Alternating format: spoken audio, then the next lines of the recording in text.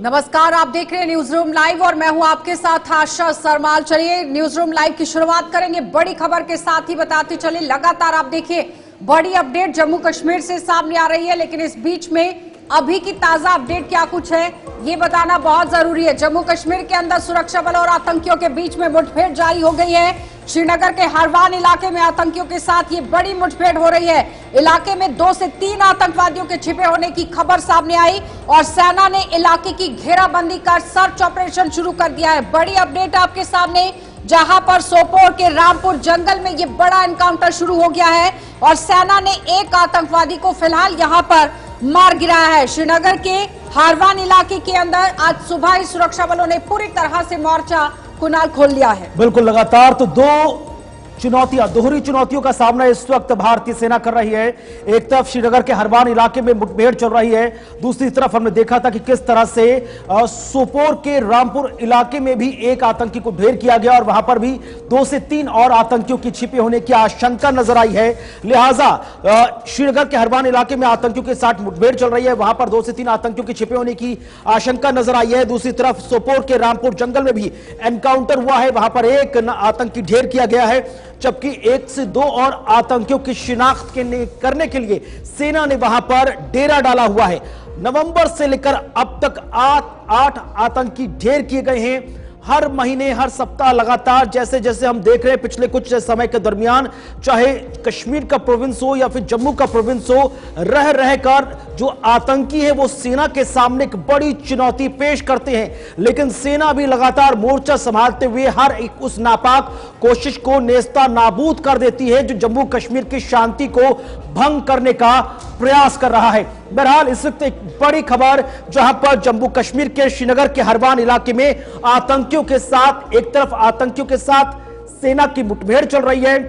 2 से 3 आतंकियों के छिपे होने की जानकारी यहां पर सामने आई है, विजुअल्स आपकी टीवी स्क्रीन पर, जबकि सोपोर के रामपुर में भी यहां पर ऐसी तस्वीर। आंकड़ा सामने रखने की बहुत जरूरत है क्योंकि एक के बदले 6 आतंकवादियों को मौत के घाट उतारा गया है। आतंकवादियों पर कहर बनकर यहां सुरक्षा बल जो है वो टूट रहे हैं। बताते चलें कि पिछले 1 साल में ही आतंकवादी जो हमले हुए उसमें 31 जवान अभी तक किस तरह से शहीद हुए हैं, लेकिन इसके बदले में 172 आतंकवादियों को मार गिराया गया है और एक जवान की शहादत के बदले 6 आतंकवादियों को मौत के घाट उतारा गया है।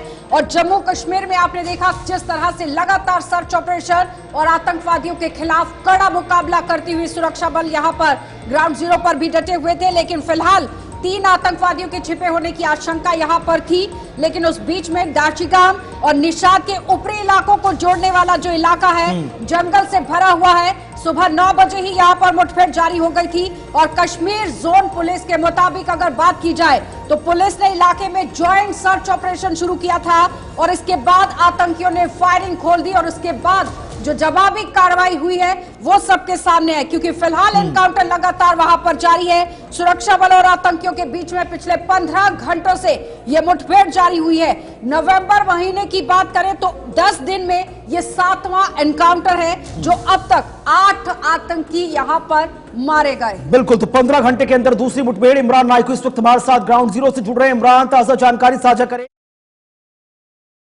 सेना के सामने बड़ी चुनौती है, दूसरी तरफ श्रीनगर में भी तस्वीर सामने आई है जहां पर एनकाउंटर चल रहा है। दोनों ही जगह 2 से 3 आतंकियों की मौजूदगी की जानकारी इस वक्त मिल रही है। इमरान, हरवन इलाके में मिलिटेंट के टुकड़े की इनपुट मिली थी सिक्योरिटी एजेंसियों को, जिसके बाद इस इलाके में फॉरेन एंड सर्च ऑपरेशन शुरू किया गया और फॉरेन एंड सर्च ऑपरेशन बाद में एनकाउंटर में तब्दील हुआ और इस वक्त एनकाउंटर जारी है। और हालांकि पिछले कुछ मिनट से फायरिंग रुक चुकी है, लेकिन पहले घंटे हमने देखा कि हैवी फायरिंग हो रही थी दोनों तरफ से। और हालांकि आज संडे है और आज खासकर श्रीनगर शहर में लोगों की आवाजाही रहती है, जो कि आप भी जानते हैं। और खासकर जिस इलाके में ये एनकाउंटर इस वक्त जारी है, ये एक बिजी इलाका माना जाता है, क्योंकि जो भी इस साइड के जो रास्ते हैं ये यहाँ से एक बहुत बड़ा इलाका है, टूरिस्ट डेस्टिनेशन के तौर पर भी है ये। और यहाँ पे कई सारे जो ऑफिशियल्स हैं, होटल्स हैं, इसी रास्ते पे हैं। और जिस जगह पे ये इस वक्त एनकाउंटर जारी है, हालांकि हरवन का फॉरेस्ट इलाका, इसे जफरवन फॉरेस्ट कहा जाता है, जहां पे ये एनकाउंटर जारी है। क्या अभी कोई अपडेट आपके पास आ पाई है? किस आतंकी तंजीम से हैं? फॉरेन टेररिस्ट हैं? किस तरह से लोकल हैं? कोई अपडेट आपके पास आ पाई? जी, अभी यहाँ पे किसी के मारे जाने की कोई इत्ला नहीं है। जैसे मैंने कहा कि पहले 1 घंटे काफी हैवी फायरिंग देखने को मिली दोनों तरफ से, मिलिटेंट की तरफ से भी और सिक्योरिटी फोर्सेस की तरफ से, लेकिन पिछले कुछ मिनट से फायरिंग रुक चुकी है। लेकिन ये पहाड़ी इलाका है ऊपर जहाँ पे ये एनकाउंटर जारी है और यहाँ से फॉग भी काफी है, धुंध काफी है, जिसकी वजह से जो है मूवमेंट भी काफी मुश्किल है यहाँ पे। हालांकि खुद यहाँ पे आईजीपी कश्मीर और श्रीनगर पुलिस के एसएसपी और दीगर जो सिक्योरिटी एजेंसियों के टॉप ऑफिशियल्स हैं वो यहाँ इस एनकाउंटर में मॉनिटर खुद कर रहे हैं और खासकर ड्रोन कैमरे के जरिए यहाँ पे इसकी सर्वेलेंस की जा रही है, इसकी मॉनिटरिंग की जा रही है। और आम शहरी है कि आधिकारिक पुष्टि अभी नहीं की जा सकती है कि कितने आतंकवादियों के ढेर होने की खबर है, कुछ ऐसा। लेकिन अगर हम 370 के बाद का देखें तो एक ट्रेंड जरूर जम्मू कश्मीर के अंदर बदला है, जहां पर 90 के दशक से 2022 तक हजारों की तादाद में इस तरह से घटनाएं होती थी, लेकिन अब लगातार उसमें कमी आई है, जिसमें 90 से 22 के बीच में 71,982 आतंकवादी हमले हुए। इन हमलों में 13,885 आतंकवादी मारे गए थे। लेकिन अब 2024 है, आते आते घटनाओं में कमी आई है, लेकिन छिटपुट घटनाएं अभी भी हो रही हैं। देखिए, जो कश्मीर में या जम्मू के अंदर जो मिलिटेंटों के इंसिडेंट्स हो रहे हैं या जो जिस तरह से आपने कहा कि जो घटनाएं हो रही है, ये कोई नई बात नहीं है कि राइट फ्रॉम 1989 हमने देखा जब कश्मीर में इंसर्जेंसी का आगाज हुआ तो इस तरीके से यहाँ एक बड़ी आर्म्स रेस शुरू हुई, जिस तरह से मिलिटेंटों के हमले हुए और आम लोग भी काफी मारे गए, सिक्योरिटी फोर्सेस भी काफी मारे गए। लेकिन over the period of time हमने देखा कि कभी इसमें कमी हुई, कभी इसमें इजाफा देखने को मिला।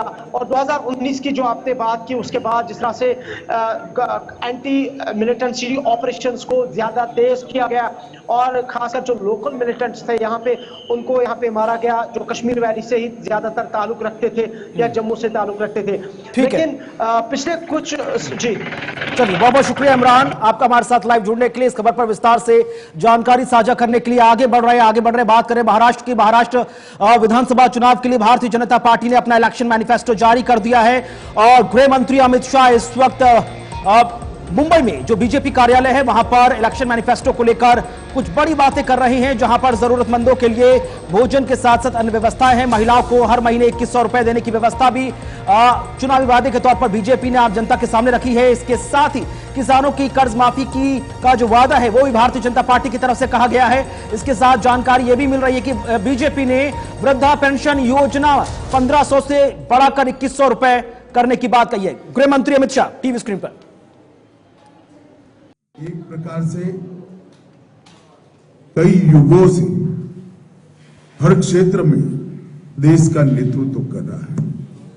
एक जमाने में जब जरूरत थी तब भक्ति आंदोलन की शुरुआत भी महाराष्ट्र से हुई। जब जरूरत पड़ी तब गुलामी से मुक्ति का आंदोलन भी शिवाजी महाराज ने यही भूमि से किया और जब जरूरत पड़ी तब सामाजिक क्रांति की शुरुआत भी यही महाराष्ट्र में।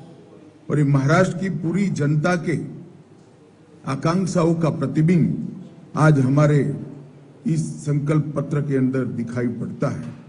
आज यहाँ पर मैं आप सबके सामने उपस्थित हूँ। इस वक्त हमारे एनडीए की जो सरकार, महायुति की सरकार चल रही है, उसने किसानों का सम्मान करने की बात की है, गरीबों का कल्याण करने को जमीन पर उतारने का काम किया है, महिलाओं का स्वाभिमान बढ़ाने के लिए हम योजनाएं लेके आए हैं और विरासतों का पुनरुत्थान करने का काम भी महायुति सरकार ने किया है। मित्रों, आज मुझे बहुत खुशी है कि जब मैं अंबेडकर जी की भूमि पर खड़ा हूं तब अभी कश्मीर में जो चुनाव हुआ, आजादी के बाद पहली बार कश्मीर का चुनाव के बाद मुख्यमंत्री का शपथ अंबेडकर जी ने बताए हुए संविधान से हुआ है। इससे बड़ी श्रद्धांजलि अंबेडकर जी की वो नहीं हो सकती। धारा 370 हटने के बाद पहली बार कश्मीर में भारत के संविधान की शपथ लेकर सरकार बनाने का काम हुआ और इसका पूरे देश को आज नाज है। हमने इस संकल्प पत्र के माध्यम से महापुरुषों की परंपराओं को, सांस्कृतिक विरासत को आगे बढ़ाने के संकल्प भी रखे हैं।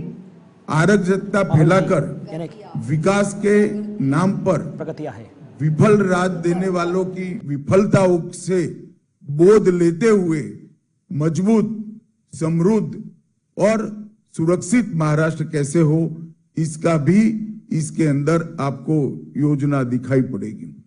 आज चुनाव में हमारा मुकाबला अघाड़ी से है। मैं निश्चित रूप से कहना चाहता हूं कि अघाड़ी की सारी योजनाएं सत्ता के लालच में तुष्टीकरण की है, विचारधाराओं का अपमान करने वाली है और महाराष्ट्र की संस्कृति से छल कर केवल सत्ता प्राप्ति के लिए आगे बढ़ने वाली विचारधारा है। मित्रों, मुझे गत चुनाव का परिणाम याद है। आज मैं महाराष्ट्र की जनता के सामने कहने आया हूं कि आप लगातार तीसरी बार महायुति की सरकार को आपका मैंडेट दीजिए। पहली बार 2014 में महाराष्ट्र की जनता ने महायुति को मैंडेट दिया। भारतीय जनता पार्टी के नेतृत्व में महायुति की सरकार बनी। 19 में भी मैंडेट भारतीय जनता पार्टी और महायुति के लिए था, मगर जनादेश का द्रोह कर सत्ता की लालच में वो जनादेश को नकारा गया और अंतोतगत्वा जो कृत्रिम होता है, जो बनावटी होता है, वो लंबा टिकता नहीं है। वो सरकार गिरी और फिर से महायुति की सरकार बनी। महायुति एक मुश्त होकर, एकजुट होकर मोदी जी के नेतृत्व में सिद्धांतों के आधार पर महाराष्ट्र का कल्याण करने के लिए आगे बढ़ रही है और अघाड़ी की सरकार बनाने का जो लोग दावा कर रहे हैं, उनका चुनाव अभियान भी आंतरिक विरोधाभासों से घिरा हुआ है। मैं आज इस मंच से उद्धव ठाकरे जी को पूछना चाहता हूं, क्या वो कांग्रेस के नेता राहुल गांधी को इतनी विनती कर सकते हैं कि वीर सावरकर के लिए 2 अच्छे शब्द बोल दे? क्या कांग्रेस का कोई नेता सम्मानीय बाला साहब ठाकरे के सम्मान में 2 वाक्य अच्छे बोल सकता है क्या? ये अंतर विरोध के बीच में अघाड़ी की सरकार बनाने का स्वप्न लेकर जो लोग निकले हैं, उनको महाराष्ट्र की जनता जान ले, ये बहुत जरूरी है। भारतीय जनता पार्टी जब संकल्प लेकर आती है, संकल्प पत्र लेकर आती है, हमारे संकल्प पत्थर पर की लकीर होती और पूरे देश ने देखा है, चाहे राज्य हो, केंद्र हो, भारतीय जनता पार्टी की सरकार, एनडीए की सरकार, महायुति की सरकार जब जब बनी, हमारे संकल्पों को सिद्धि में परिवर्तित करने का काम हमने प्रयास पूर्वक किया। कोई नहीं मानता था कि धारा 370 का वादा समाप्त हो जाएगा, इस देश से धारा 370 चली जाएगी, मगर आज धारा 370 को समाप्त करने का काम मोदी जी के नेतृत्व में एनडीए सरकार ने किया। कोई नहीं मानता था इस देश में सीएए आएगा, कोई नहीं मानता था इस देश में यूसीसी की शुरुआत हो सकती है, कोई नहीं मानता था कि इस देश के अंदर ट्रिपल तलाक समाप्त हो जाएगा, कोई नहीं मानता था इस देश में राम जन्मभूमि का मंदिर 550 साल के बाद सम्मान के साथ राम जन्म के स्थान पर ही भव्य मंदिर दिखाई पड़ेगा। इसके साथ साथ हमने वादा किया था समृद्ध भारत का। 11वें अर्थतंत्र से हमने 10 साल के अंदर ही देश के अर्थतंत्र को 5वें नंबर पर पहुंचा है और हमारा वादा है कि 27 में हम भारत को 3रे नंबर का अर्थतंत्र बनाएंगे। इस वादे की ओर हम तेजी के साथ आगे बढ़ रहे हैं। 60 करोड़ गरीबों को घर, बिजली, गैस, शौचालय, पीने का पानी, मुफ्त अनाज और मुफ्त इलाज ये देने का काम भी हमने किया है। और दूसरी ओर अगाड़ी है, कांग्रेस के अध्यक्ष ने भी कहना पड़ता है कि कांग्रेस के जब वादा करे तो सोच समझ कर करे, क्योंकि वादा पूरा नहीं करते हो और मुझे जवाब देना पड़ता है। हमारे सामने हिमाचल का उदाहरण है, कांग्रेस वादों से मुकरी है। तेलंगाना का उदाहरण है, कांग्रेस वादों से मुकरी है। कर्नाटक का उदाहरण है, कांग्रेस वादों से मुकरी है।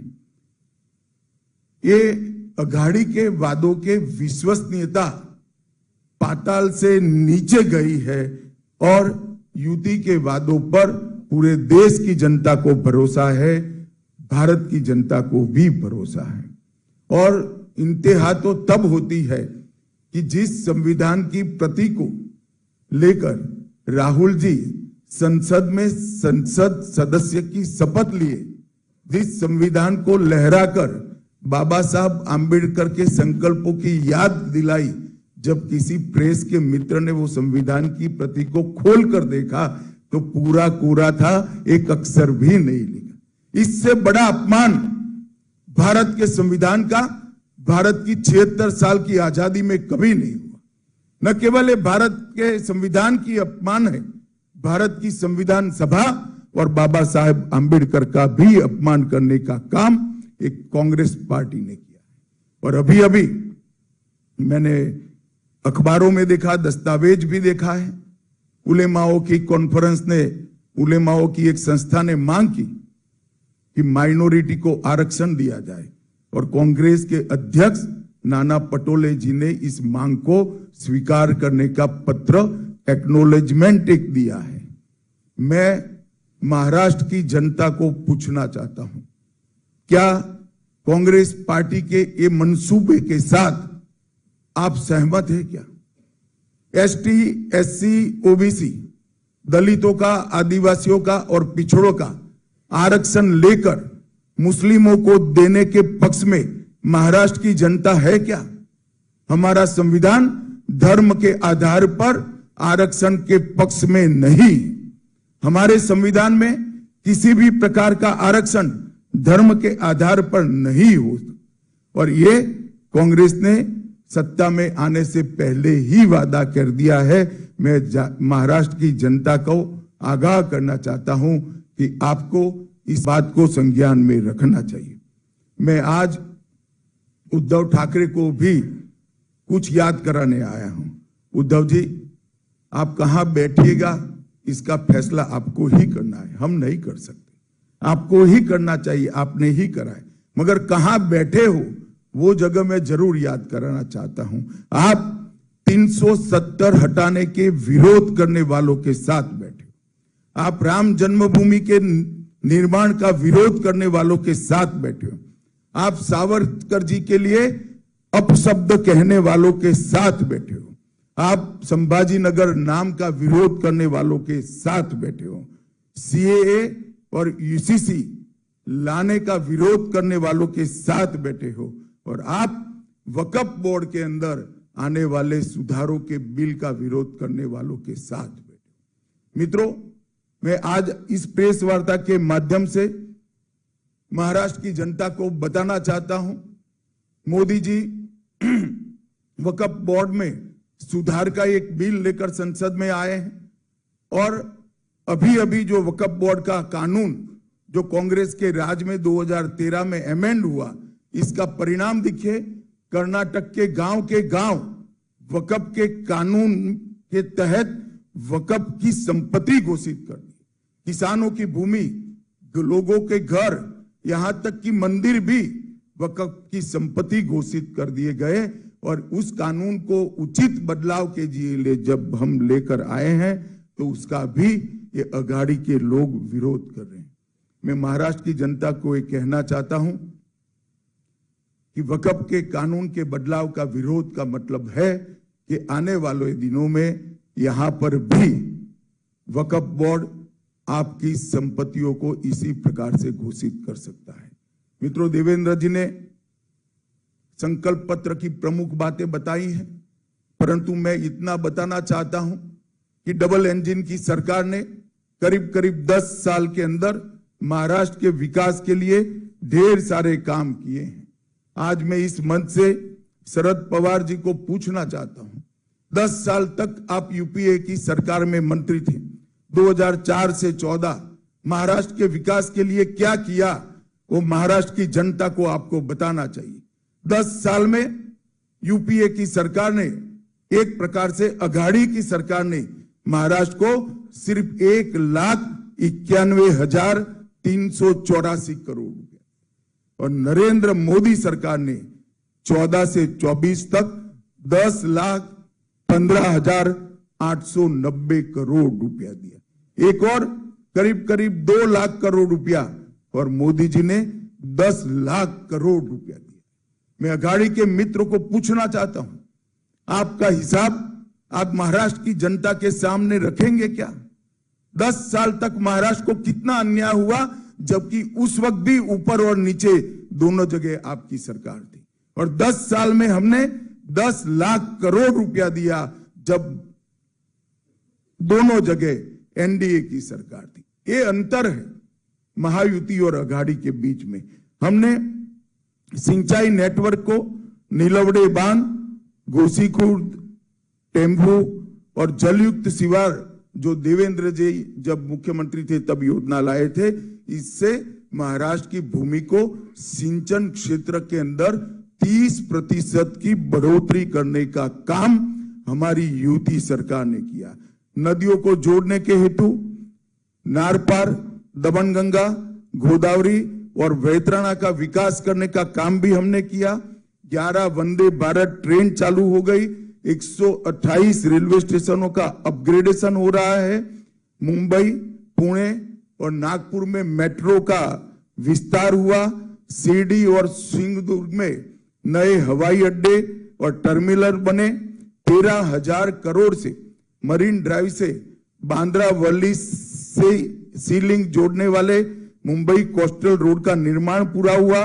वासी पुल का विस्तारीकरण हुआ। मेट्रो फेज 1 का निर्माण समाप्त हुआ। Atal Setu trans harbour link का निर्माण हुआ और 76,000 करोड़ से वाधवान बंदरगाह का निर्माण का सैद्धांतिक निर्णय दिया गया, जो एशिया का सबसे बड़ा बंदरगाह होगा और सबसे ज्यादा कंटेनर उतारने की और चढ़ाने की आवागमन की क्षमता इसकी होगी। और बैनगंगा नलगंगा इंटरलिंक परियोजना, घोसी खुर्द परियोजना, जो लगभग 63 टीएमसी पानी को मोड़कर विदर्भ में नागपुर, वर्धा, अमरावती, यवतमाल, अकोला और बुलढाणा जिले के 3,71,000 हेक्टेयर भूमि को सिंचित करने का काम करेगी।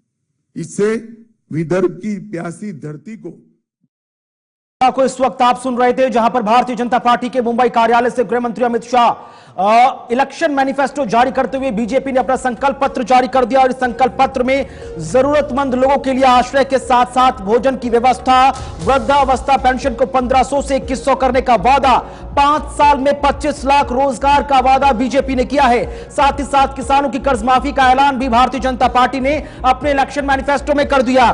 बीजेपी ने साफ कहा कि यह लोगों की उम्मीदों का संकल्प है।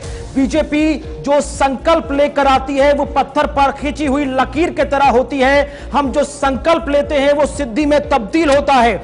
गृह मंत्री अमित शाह ने कहा 2014 में आपने महायुति को अपना मैंडेट दिया, 2019 में भी आपने महायुति को अपना मैंडेट दिया और 2024 में भी आप एनडीए यानी कि महायुति को ही अपना मैंडेट देना। उन्होंने साथ साथ यह भी कहा कि 370, सीएए, एनआरसी, साथ ही साथ राम मंदिर निर्माण, ट्रिपल तलाक, ये सब ऐसे वादे थे जो लगातार लोगों को लग रहा था कि सच्चाई में तब्दील नहीं होंगे। लेकिन भारतीय जनता पार्टी अपनी दृढ़ संकल्पित वादों के लिए जानी जाती है। तो देश को जिस तरह से सीएए, यूसीसी, राम मंदिर, ट्रिपल तलाक, ये तमाम चीजें सच्चाई में तब्दील होती हुई नजर आई, उसी तरह महाराष्ट्र में किए गए तमाम वादों को, संकल्पों को हम सिद्धि में तब्दील करते हुए नजर आएंगे।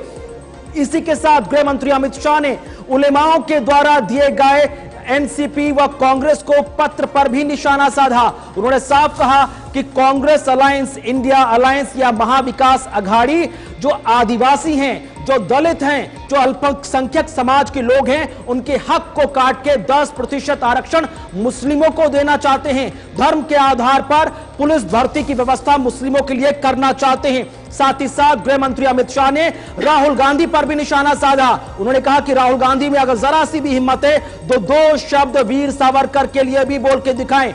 गृह मंत्री अमित शाह ने साफ कहा कि उद्धव ठाकरे को अब सोचने समझने का वक्त आ गया है कि आखिरकार वो किसके साथ खड़े हैं। वो उनके साथ खड़े हैं जो वीर सावरकर को गाली देते हैं, वो उनके साथ खड़े हैं जो राम मंदिर निर्माण व उसके औचित्य पर सवाल उठा रहे थे, वो उनके साथ खड़े हुए हैं जो आदिवासी, दलितों और अल्पसंख्यकों के हकों को मारना चाहते हैं। तो तमाम बड़ी बड़ी चीजें आपने सुनी जो गृह मंत्री अमित शाह ने अपने संकल्प पत्र के माध्यम से महाराष्ट्र की 11.5 करोड़ की जनता के सामने रख दिया है।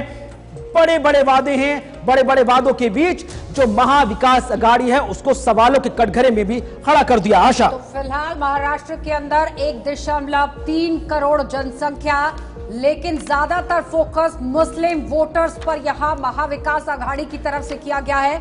लेकिन उसी पर जिस तरह से आज तंज भी कसा गया अमित शाह की तरफ से, जिसमें उन्होंने साफ तौर पर अपने सरकार की उपलब्धियां भी गिनाई। उन्होंने कहा कि 1,91,384 करोड़ पिछली सरकारें यानी कि महाविकास अघाड़ी सरकार की तरफ से जो विकास किया गया महाराष्ट्र के अंदर वो इस तरह से रहा। लेकिन उसके साथ साथ अगर हम यहां पर महायुति सरकार की बात करते हैं तो 10,15,890 करोड़ रुपए यहां पर सरकार की तरफ से खर्च किए गए, जिसमें महाराष्ट्र के अंदर विकास हुआ और 11 वंदे भारत जो ट्रेन है वो महाराष्ट्र के अंदर लाई गई। 128 रेलवे स्टेशन को अपग्रेड किया गया। 14,000 करोड़ रुपए सीलिंग प्रोजेक्ट्स जो लाए गए उस पर खर्च किया गया। बड़े बड़े प्रोजेक्ट्स महाराष्ट्र के अंदर लाने की बात हुई, लेकिन उस बीच में लगातार मुस्लिम वोटर्स को लुभाने की कोशिश जिस तरह से हो रही है, पूछा जा रहा है कि क्या आप 10% आरक्षण के साथ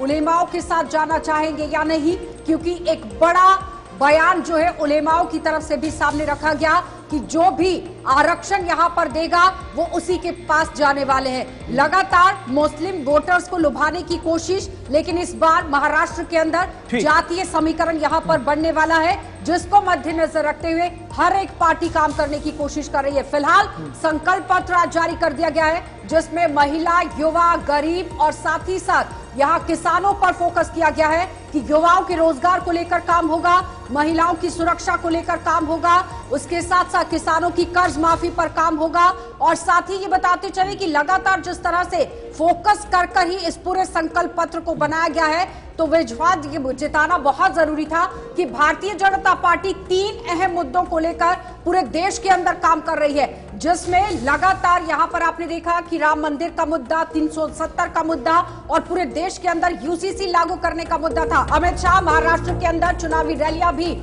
यहां पर अब आप देखिए किस तरह से करने वाले हैं, क्योंकि महाराष्ट्र के अंदर अमित शाह पहुंचे हुए हैं। संकल्प पत्र को जारी किया गया है। रावेर, मलकापुर, मौशी के अंदर यहां पर चुनावी रैलियां होंगी। विधानसभा चुनाव प्रचार ने एकदम से रफ्तार यहां पर पकड़ ली है। अमित शाह ने महाराष्ट्र में यहां पर चुनावी रैलियां करने की जिस तरह से बात कही, क्योंकि 2019 में जिन मुद्दों पर चुनाव लड़ा गया था, क्या वाकई में 2024 के अंदर भी उन्हीं मुद्दों पर यहां पर चुनाव लड़ा जाएगा ना या नहीं, ये बड़ी बात रहेगी। क्योंकि जिस तरह से कांग्रेस वर्सेस बीजेपी 2019 के अंदर देखा गया था, महाराष्ट्र में जिस तरह से समीकरण बना, लेकिन इस बार महाविकास अघाड़ी यहां पर मैदान में है कांग्रेस के साथ, महायुति बीजेपी के साथ मैदान में है। इस बार कई तरह से बड़े ऐलान और दावे किए गए हैं, क्योंकि बीजेपी ने जिस तरह से चुनाव लड़ा 2019 में, जिसमें 66 सीटों में से 50 सीटों पर बीजेपी काबिज हो गई थी महाराष्ट्र के अंदर, जबकि कांग्रेस के पाले में सिर्फ और सिर्फ 16 सीटें गई थी। उसी में 2024 की अगर हम बात करें तो विदर्भ है, पश्चिम महाराष्ट्र है, उत्तरी महाराष्ट्र है, मराठावाड़ा है, कोंकण है, जहां पर प्रमुख मुकाबले देखने को इस बार मिल सकते हैं, जिस पर कांग्रेस और बीजेपी खेलने की कोशिश कर रही है। बीजेपी कांग्रेस से बार बार सवाल कर रही है कि 370 पर अपना स्टैंड क्लियर कीजिए, लेकिन कांग्रेस पूरी तरह से जातीय जनगणना को लेकर भारतीय जनता पार्टी को यहां पर किस तरह से घेरने की कोशिश कर रही है। फायदा कितना होगा ये तो फिलहाल 23 नवंबर को सामने आ जाएगा, लेकिन उससे आगे बढ़ने से पहले एक छोटा सा ब्रेक भी लेंगे, जल्द वापस लौटेंगे। आप बने रहिए हमारे साथ।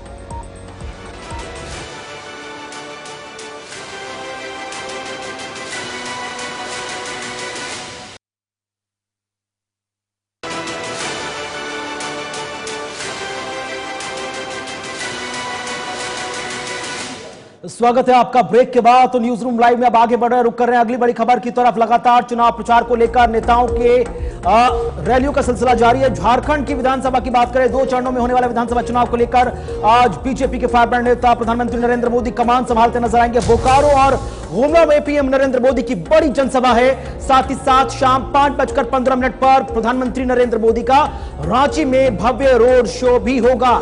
तो बड़ी खबर इस वक्त की सीधे झारखंड विधानसभा चुनाव से जुड़ी हुई, जहां पर प्रधानमंत्री नरेंद्र मोदी आज एक रैली बोकारो में करते नजर आएंगे, दूसरी उनकी रैली दोपहर 3:15 पर गुमला में होगी और फिर शाम 5:15 पर प्रधानमंत्री नरेंद्र मोदी रांची में बड़ा मेगा इवेंट के तौर पर रोड शो करते नजर आएंगे। तो 1 बजे बोकारो में चुनावी रैली, 3:15 पर गुमला में चुनावी रैली और शाम 5:15 पे रांची में पीएम मोदी का रोड शो। तो प्रधानमंत्री नरेंद्र मोदी आज झारखंड की धरती से रोटी बेटी और माटी की बात करते हुए नजर आएंगे। बीते दिन हमने देखा था किस तरह से हजारीबाग में गृह मंत्री अमित शाह भी जमकर इंडिया अलायंस को घेरते हुए नजर आए थे, तमाम सवालों के कटघरे में खड़ा किया गया था। और आज देखना बेहद खास होगा, बटेंगे तो कटेंगे से लेकर एक हैं तो सेफ हैं, और वहां से लेकर जो माटी बेटी और रोटी की बात प्रधानमंत्री नरेंद्र मोदी किस तरह से करते नजर आएंगे। तो फिलहाल झारखंड के अंदर प्रधानमंत्री नरेंद्र मोदी यहां पर पहुंचेंगे, उसके बाद रैली को संबोधित पे करेंगे। लेकिन सबसे पहले देखिए दुमका के अंदर जिस तरह से यहां पर रैली होने वाली है, बोकारो के अंदर, गुमला के अंदर, जाहिर तौर पर साख जो है किस तरह से यहाँ पर इस वक्त टिकी हुई है, क्योंकि भारतीय जनता पार्टी ने मैदान में जिस तरह से लगातार अपने नुमाइंदों को उतार दिया है। और इसी पर ज्यादा जानकारी के लिए मनीष झा भी हमारे साथ जुड़ गए हैं। मनीष, तैयारियां माकूल तरीके से हो गई हैं, कुछ ही समय के बाद प्रधानमंत्री पहुंचेंगे, रैली को संबोधित करेंगे। जी आशा, प्रधानमंत्री आएंगे झारखंड अब से कुछ समय के बाद। बोकारो और गुमला में उनका सभा होना है। बोकारो का चंदन कियारी जो विधानसभा क्षेत्र है, वहां आकर वो संबोधित करेंगे, क्योंकि चंदन कियारी में अमर बाउरी जो प्रतिपक्ष के नेता हैं वो वहां से चुनाव लड़ रहे हैं। और धनबाद एवं बोकारो के आसपास के जितने भी विधानसभा क्षेत्र हैं वो प्रभावित होंगे। तो लगभग लाखों की संख्या में वहाँ लोग सुनने के लिए उन्हें पहुंचे हैं। गुमला जाएंगे, गुमला के बाद जब यहाँ रांची आएंगे तो रांची में वो रोड शो करेंगे। 5:15 से उनका रोड शो शुरू होगा। लगभग 2.5 किलोमीटर का उनका रोड शो है। इसके लिए तैयारियां कर ली गई हैं। 4000 अतिरिक्त जो है पुलिस वहां बुलाई गई है ताकि किसी तरह की चूक ना हो। तो अगर आप देखें चुनाव के दृष्टि से ये महत्वपूर्ण है और वो लगातार जहां भी जा रहे हैं हम बात कर रहे हैं। मनीष, बोकारो की धरती को प्रधानमंत्री की रैली के लिए चुनना भी ये एक बहुत बड़ा इंपॉर्टेंट है। 2019 और 2014 को देखें तो यहां पर बड़ा मिक्स्ड रिएक्शन निकलकर सामने आया था। लिहाजा बीजेपी नहीं चाहती कि किसी भी एक विधानसभा सीट पर एक 0.1% एरर रह जाए। लिहाजा उन इलाकों को चुना जा रहा है प्रधानमंत्री नरेंद्र मोदी की रैली के माध्यम से, जहां पर एक तीर से कई निशाने साध लिए जाएं। यानी बोकारो की एक रैली और उसके आसपास के कम से कम दर्जन भर विधानसभाओं पर उसका इंपैक्ट। बिल्कुल कुणाल, उनका लक्ष्य यही रहता है कि वो जहां भी जाएं आसपास के इलाके को मोदीमय कर दें। हालांकि अगर हम बात करें चंदन कियारी का, तो ये ऐसा क्षेत्र है जहां बीजेपी के ही वाकई नेता उनके साथ चुनाव में उतरे हैं। तो जहां भी उन्हें कमजोरी नजर आती है, जहां लगता है कि हमारे जो प्रत्याशी हैं वहां कमजोर पड़ रहे हैं, वहां स्वयं नरेंद्र मोदी आते हैं और आके जनसभा को संबोधित करते हैं। और इससे माहौल पर भी असर पड़ता है कुणाल। यदि पहले का माहौल आप इंडिया गुमला सीट की भी बात हो रही है, वहां पर भी आप देखिए किस तरह का संबोधन रहने वाला है। 2019 के मुकाबले की अगर हम बात करें, इस बार 2024 का मुकाबला तो बहुत ही दिलचस्प रहने वाला है, क्योंकि जिस तरह से बीजेपी इस बार खेलने की कोशिश कर रही है, 2019 में 67,416 वोट यहां पर झामुमो की तरफ से लिए गए थे, जो कि जेएमएम की तरफ से यहां पर भूषण तिर्की को मैदान में उतारा गया था, और बीजेपी की तरफ से जो मुख्य प्रतिद्वंदी के तौर पर मैदान में यहां पर मिसिर कुजूर जो है वो रहे थे, और 59,749 वोट इन्होंने लिए थे। लेकिन ज्यादातर दबाव जो है नोटा का भी देखा गया था इस गुमला सीट पर, 3,266। इस बार का समीकरण आप गुमला सीट पर किस तरह का देख रहे हैं, क्योंकि ताकत तो जेएमएम ने झोंकी है, बीजेपी ने भी झोंकी। बिल्कुल आशा, इस बार का अगर आप समीकरण देख, ठीक है, शायद मनीष गठबंधन और एनडीए गठबंधन दोनों समझाने में लगे हैं कि आप चूकते हैं तो जो आपके प्रतिद्वंदी हैं जिसे आप नहीं चाहते वो हावी हो जाएंगे। तो इस बार नोटा पर कम ही चांस है कि वोट पड़ेगा, या तो इंडिया गठबंधन या तो एनडीए गठबंधन के पक्ष में मतदान करते लोग नजर आएंगे, क्योंकि जिस तरह से हमलावर है। अगर हम बात करें इंडिया गठबंधन का, के भी स्टार प्रचारक के रूप में उभरी हैं अभी मुख्यमंत्री हेमंत सोरेन, और गांडे से विधायक हैं कल्पना सोरेन, वो लगातार मोर्चा संभाल रही है। उसी तरह से राहुल गांधी का दौरा हो रहा है, मल्लिकार्जुन खड़गे का दौरा हो जा रहा है, तो लगातार ये लोग भी दौरा कर रहे हैं, और प्रधानमंत्री अमित शाह इन लोगों का भी दौरा, और कई राज्यों के मुख्यमंत्री उप मुख्यमंत्री भी यहाँ दौरा कर रहे हैं। तो कसर नहीं छोड़ने के पक्ष में है, दोनों गठबंधन में से किसी की ओर से थोड़ी भी चूक ना हो जाए, इसके लिए लगातार तैयारी की जा रही है। हाँ ठीक है मनीष, जिस तरह से बार बार अटकलें ये लगाई जा रही हैं कि बोकारो की जो 4 विधानसभा सीटें हैं उस पर किस तरह का समीकरण इस बार बनने वाला है, समीकरण बनेंगे कि बिगड़ेंगे? 2019 के चुनाव से बिल्कुल अलग दिख रहा है। उस समय जो मुख्यमंत्री थे रघुवर दास, वो लगातार अपने विकास के बातें पर जा रहे थे और लोगों को समझाने का प्रयास कर रहे थे कि जितनी विकास झारखंड में हुई है वो काबिले तारीफ है, परंतु जनता ने उसे नकार दिया, क्योंकि उस समय कुछ ऐसे लाठीचार्ज हुए थे पत्रकारों के ऊपर, आंगनबाड़ी। ठीक है मनीष, बहुत बहुत धन्यवाद जुड़ने के लिए। लेकिन फिलहाल बोकारो और गुमला का समीकरण क्या कुछ रहेगा, क्योंकि प्रधानमंत्री खुद वहां पर पहुंच रहे हैं। अगली बड़ी खबर की ओर बढ़ जाते हैं, उत्तर प्रदेश आपको लिए चलेंगे, जहां पर देखिए उपचुनावों को मद्देनजर रखते हुए किस तरह से वहां पर भी सियासी सरगर्मियां अब तेज हो चुकी हैं। लगातार सीएम योगी आदित्यनाथ यहां पर चुनावों में जुटे हुए हैं, रैलियां यहां पर भी शुरू कर दी गई है। आज भी सीएम योगी आदित्यनाथ की तरफ से चुनावी रैलियां की जाएंगी। प्रयागराज, मिर्जापुर, अंबेडकर नगर में यहां पर यह रैली होगी, और कल भी सीएम योगी आदित्यनाथ लगातार सपा को घेरने की कोशिश करते रहे, और कई मुद्दों को लेकर विपक्ष पर यहां सवाल खड़े कर दिए गए। उत्तर प्रदेश के अंदर चुनावों को लेकर आरोप प्रत्यारोप जारी कर दिए गए हैं, और यूपी उपचुनाव की तैयारियां अब तूल पकड़ती जा रही है, तेज होती चली जा रही है। सभी दल चुनाव प्रचार के लिए चुनावी मैदान में उतरे हैं, और लगातार आप देखिए 9 सीटों पर बढ़त किस तरह से बनाई जाए उस पर फोकस किया गया है। लगातार यहां पर चुनावी रैलियां होने वाली हैं, लेकिन कहां पर ये चुनावी रैलियां होने वाली हैं वो जल्दी जल्दी से समझ लीजिए, क्योंकि अंबेडकर नगर के कटहरी में भी सुबह 11:55 पर पहली रैली यहां पर सीएम योगी आदित्यनाथ की तरफ से की जाएगी। इस तरह से पूरी डिटेल जो है वो साझा की गई थी, और उनके साथ ही मिर्जापुर के अंदर भी आप देखिए किस तरह से लगातार बड़ी अपडेट रखी गई थी। जम्मू कश्मीर में बड़ी खबर, आतंकियों के खिलाफ सेना का बड़ा ऑपरेशन। श्रीनगर के बाद किश्तवाड़ में भी मुठभेड़ शुरू हो गई है। बड़ी खबर, सेना और आतंकियों के बीच मुठभेड़ की खबर सामने आई है, जहां अब तक लगातार सेना 2 मोर्चों पर कमान संभाल रही थी। अब तीसरी खबर, जहां पर आप देखिए कि किस तरह से जम्मू कश्मीर में आतंकियों के खिलाफ सेना का बड़ा ऑपरेशन एक के बाद एक 3 अलग अलग लोकेशन पर चल रहा है। श्रीनगर के बाद किश्तवाड़ में भी सेना की मुठभेड़ आतंकियों के साथ चल रही है। तो चाहे बात हम श्रीनगर की कर लें, बात हम सोपोर की करें, और अब बात हम यहां पर तीसरी लोकेशन की कर रहे हैं, जहां पर सेना का बड़ा ऑपरेशन आतंकियों के खिलाफ एक के बाद एक 3 अलग अलग लोकेशन। फिलहाल इस वक्त की बड़ी अपडेट आपके सामने, जहां पर आप देखिए किश्तवाड़ के अंदर भी अब मुठभेड़ जारी हो गई है, और साथ ही साथ बताते चले कि श्रीनगर के हानवार इलाके में सबसे पहले आपने सुबह अपडेट देखी कि किस तरह से वहां से 2 से 3 आतंकवादियों के छिपे होने की खबर सामने आई।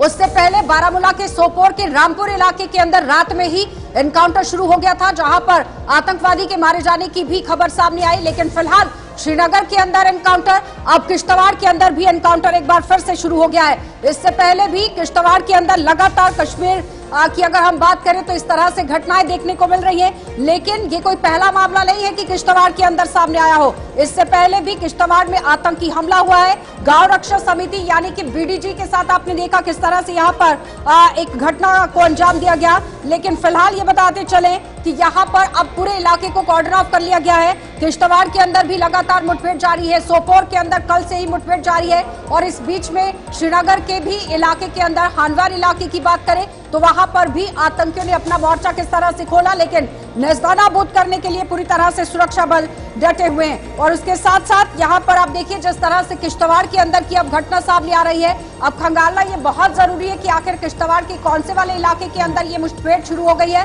क्योंकि श्रीनगर के बाद अब आतंकियों का रुख जो है वो किश्तवाड़ की ओर हुआ है। जम्मू डिवीजन का इलाका है। पहले कश्मीर संभाग के अंदर इस तरह से घटनाएं एक एक करके सामने आ रही थी। नवंबर में 8 यहां पर आतंकवादी जो है वो मारे गए हैं कश्मीर के अंदर। जिस तरह से घटनाएं पेश आई, जिसमें नवंबर 2024 की बात करें तो लगातार अब देखिए श्रीनगर के खान्यार में एक आतंकवादी को ढेर कर दिया गया। 2 नवंबर की ये बड़ी घटना, लेकिन उस बीच में लगातार ये आंकड़ा किस तरह से बढ़ता चला गया। अब किश्तवाड़ के अंदर से बड़ी अपडेट देखने को मिल रही है, जहां पर समझना ये बहुत अहम है कि 370 जाने के बाद बौखलाहट या फिर नई सरकार बनने के बाद ये बौखलाहट, और जिस तरह से भारी तादाद में इस बार बम्पर वोटिंग हुई उसके बाद ये बौखलाहट। 6 नवंबर को भी आप देखिए किस तरह से घटना को अंजाम दिया गया। 8 नवंबर को बारामूला के सोपोर में 2 आतंकवादियों को ढेर कर दिया गया था।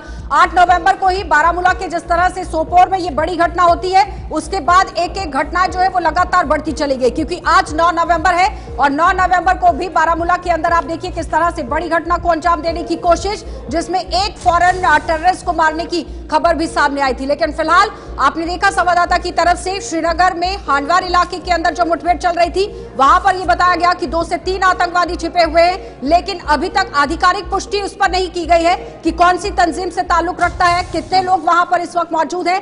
ग्राउंड से तस्वीरें आपके सामने हैं, जहां पर पूरे इलाके को घेरा गया है, सर्च ऑपरेशन लगातार जारी कर दिया गया है। बिल्कुल, सुरक्षा बलों की 3 अलग अलग जगहों पर मुठभेड़, 15 घंटे के अंदर तीसरी बड़ी मुठभेड़, जहां पर नवंबर महीने में 10 दिन के अंदर 8वां एनकाउंटर और अब तक कुल 8 आतंकी मारे गए। कुपवाड़ा का सीधा रुख कर रहे हैं, जहां पर हमारे साथ हमारे संवाददाता इस वक्त लगातार हमारे साथ जुड़े हुए हैं। अजय, क्या कुछ जानकारी मिल रही है? ताजा खबर निकलकर सामने आई है जहां पर सेना ने आतंकियों के खिलाफ मोर्चा खोल दिया है। अजय, ताजा जानकारी ग्राउंड जीरो सर साझा करें प्लीज। जी कुणाल, देखिए ये जो एनकाउंटर हुआ है ये किश्तवाड़ के ऊपरी इलाकों में हो रहा है। जो हमारे पास अभी प्रिलिमिनरी रिपोर्ट्स आई हैं, बताया जा रहा है कि जो 2 दिन पहले बीडीजी सदस्यों का अपहरण करके उनकी हत्या करने वाला जो ग्रुप था वो कहीं ना कहीं उस तरफ मूव कर गया था। उस कोशिश लगातार उनका पीछा कर रही थी। हेलीकॉप्टर के माध्यम से भी सुरक्षा बल ड्रॉप किए गए थे और बहुत मुमकिन है कि शायद उसी ग्रुप के साथ सुरक्षा बलों का कांटेक्ट हुआ है, लेकिन अभी तक क्या सिचुएशन वहां पर है वो क्लियर नहीं है, लेकिन ये पता चल चुका है कि उनके साथ कांटेक्ट हुआ है। तो फिलहाल अजय, जिस तरह से किश्तवाड़ का ये इलाका बताया गया है, कौन से वाला इलाका है, कितने आतंकवादियों के छिपे होने की वहां पर संभावना जताई जा रही है, पूरे इलाके को कॉर्डन ऑफ किस तरह से किया गया है, ताजा अपडेट कीजिएगा। देखिए आशा, ये जो कोंटवाड़ा में जहां अपहरण हुआ था बीडीजी सदस्यों का, तो उसके साथ पीछे जो इलाका पड़ता है डोडा के साथ बॉर्डर करता है, तो वहां से एक ट्रैक पूरा जो जाता है किश्तवाड़ से होते हुए अंतनाग की तरफ, छात्रों अंतनाग की तरफ जाता है। तो ये वही ट्रैक बताया जा रहा है कि आतंकियों ने हत्या करने के बाद वही ट्रैक किया था और जिसके बाद लगातार सुरक्षा बल इनके पीछे चल रहे थे। हेलीकॉप्टर से स्पेशल फोर्सेस को ड्रॉप किया गया था और आज बताया जा रहा है आज सुबह उनके साथ कांटेक्ट हुआ है, लेकिन कितना सफलता होगी वो देखने वाली बात होगी, लेकिन लगातार उनका पीछा करने की वजह से ये कांटेक्ट। यहाँ पर सवाल ये उठता है कि अनंतनाग के अंदर भी पहले आपने देखा घटना पेश आई, उसके बाद सोपोर बारामूला के अंदर देखी गई, श्रीनगर के अंदर देखी गई, ऐसा तो नहीं है कि उसी रूट का इस्तेमाल करते हुए किश्तवाड़ के अंदर एंट्री की गई हो? जी बिल्कुल, देखिए जो रिसेंट मिलिटेंट जो अनंतनाग में मारा गया था उसमें से एक जो मिलिटेंट था वो बताया जा रहा था कि वो जो देखा डोडा में बिल्कुल। तो लगातार सेना एक के बाद एक 3 इलाकों में मोर्चा संभाले हुई है। जैसे जैसे अपडेट आएंगी तमाम दर्शकों को आगे सूचित किया जाएगा। बहुत शुक्रिया अजय, हमारे साथ फोन लाइन पर जुड़ने के लिए, ताजा अपडेट तमाम जानकारी साझा करने के लिए। इसी के साथ हमारे आज के न्यूज रूम लाइव में बस इतना ही। वक्त छोटे से ब्रेक का, खबरें आगे जाएं।